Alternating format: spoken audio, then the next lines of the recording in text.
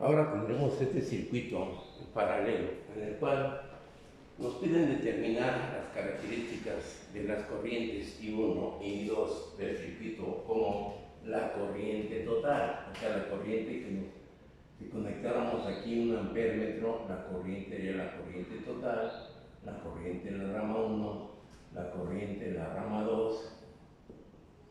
Asimismo, el voltaje en la resistencia 1, el voltaje en la resistencia 2. Si ese voltaje en la resistencia 2 lo midiéramos en el laboratorio y nos diera una lectura de 20 volts, ¿cuál será pues también el voltaje en la inductancia y el voltaje en la capacitancia, aprovechando todo el cálculo que vamos a realizar? Por lo tanto, teniendo estas condiciones del circuito, vamos nosotros a proceder primeramente ¿a qué? A que si el voltaje que tenemos entre esta resistencia 75 es de 20, ¿sí? De 0 grados volt, por lo tanto, ¿qué es lo que podemos determinar ahí? Pues bueno, lo que podemos determinar ahí sería la corriente I2, que sería igual al voltaje sobre la resistencia 2, que esto sería igual a 20 cis de 0 grados sobre la resistencia que nos da 75 cis de 0 grados. Por lo tanto, la corriente I2 nos va a dar un valor aproximado de 0.276 cis de 0 grados amperes. Ya tengo la corriente I2, por lo tanto, conociendo la corriente I2, ¿cuál será ahora el seguimiento? Si ya tenemos la corriente I2, tengo el voltaje, ¿sí? Entonces, por lo tanto, nosotros podemos determinar el voltaje B. Aplicando la ley de Kirchhoff de tensiones, nos dice que el voltaje B es igual al voltaje en la resistencia 1 más el voltaje en la inductancia.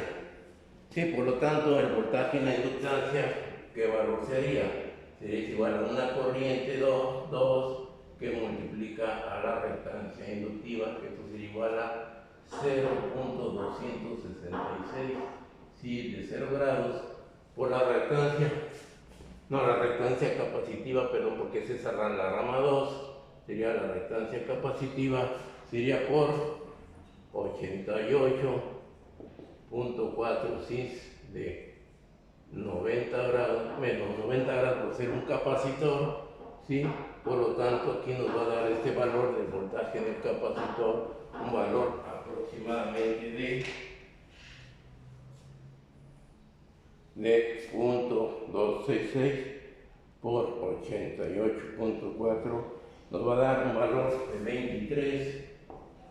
23.51 cis de menos 90 grados por, este sería el voltaje en el capacitor. Ya conociendo el voltaje en el capacitor, pues podemos aplicar la ley de Kirchhoff de tensiones, que nos va a decir que el voltaje, la ley de Kirchhoff de tensiones, que el voltaje total es igual al voltaje en la resistencia 1 más el voltaje en el capacitor.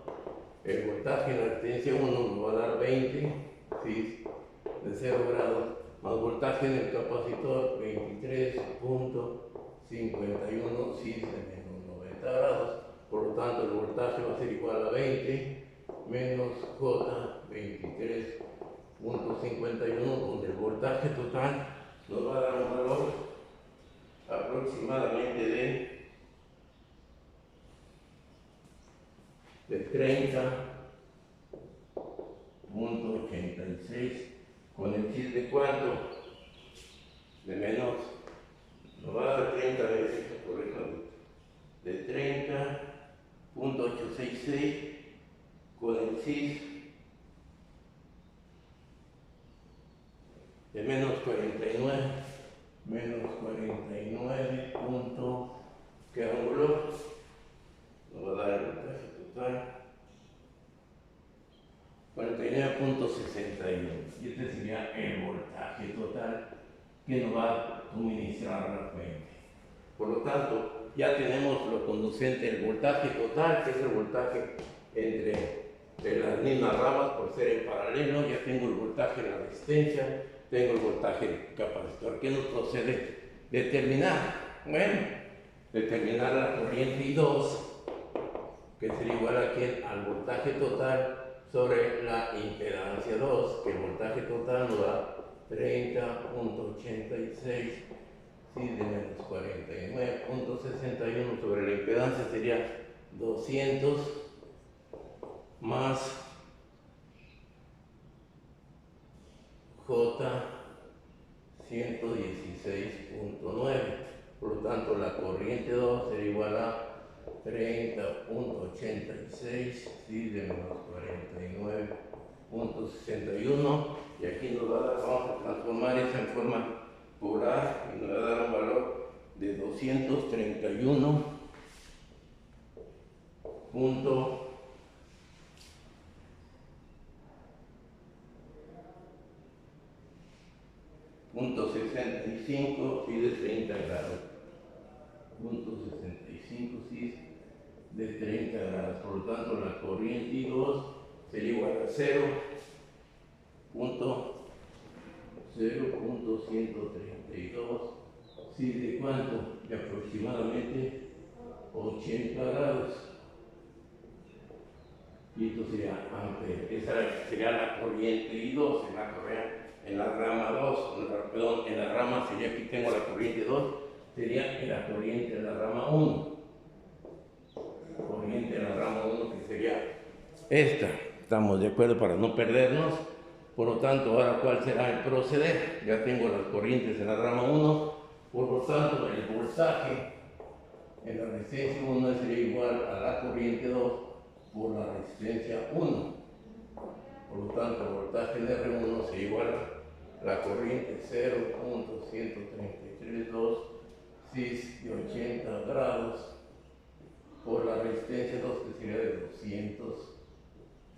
200 cis de 0 grados, por voltaje R1 sería igual a 200 por punto 10332, y esto nos daría 26.64 cis de 80 grados volt, y el voltaje en la inductancia sería igual a la corriente 1, perdón, aquí es 1, la corriente 1 por la reactancia inductiva, voltaje en la inductancia sería 0.132 cis de 80 grados, que multiplica la reactancia que nos da 116.9 cis de 90 grados.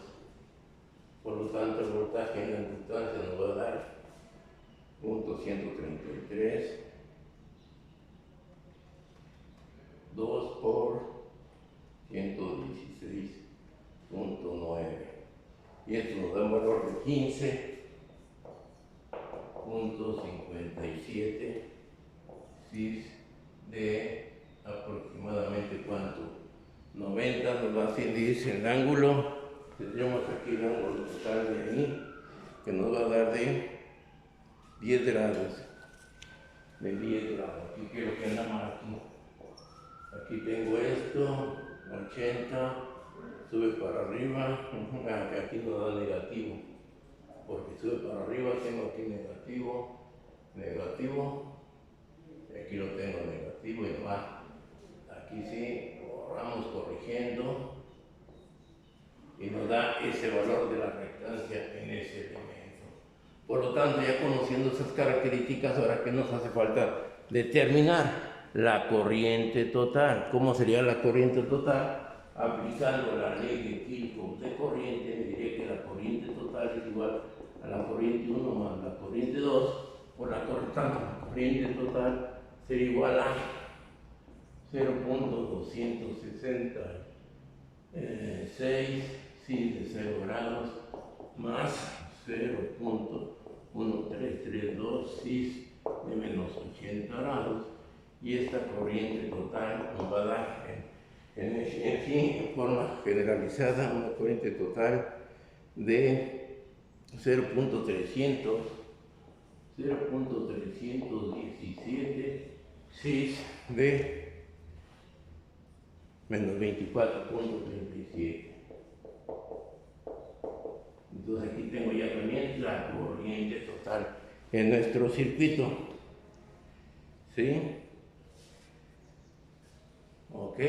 Y así sería todo el proceder del circuito para obtener su solución. Por lo tanto, hacemos el replanteamiento del circuito, aumentamos el zoom para poder ver la secuencia. Tengo mi circuito, me piden la corriente total, la corriente I1, la corriente I2, o sea, corrientes parciales, cuando la tensión en la de 75 ohm es de 20 volt.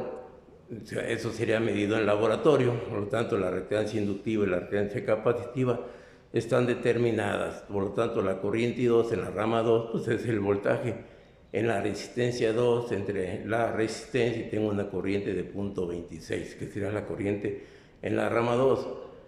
Conociendo la corriente en la rama 2, pues puedo conocer la corriente total del circuito, aplicando la ley de Kirchhoff de tensiones, pero como nos hace falta determinar la tensión en la inductancia, en la capacitancia, en este caso, sí sería que esto sería igual al voltaje en el capacitor, serían esas condiciones. Aquí nomás corregimos la acción de este ejercicio.